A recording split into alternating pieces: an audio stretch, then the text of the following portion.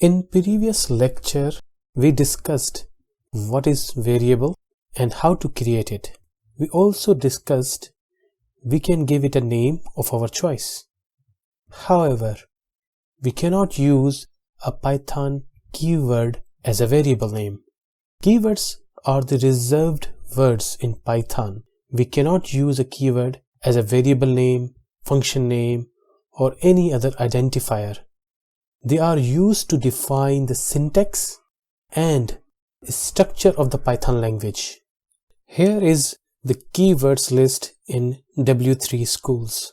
Please note that the keywords are case sensitive.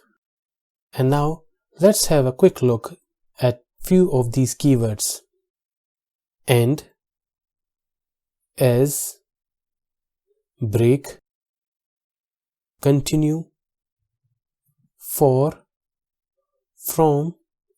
These are our everyday used words, and that is one of the reasons Python is easy to learn, because it uses everyday words in coding.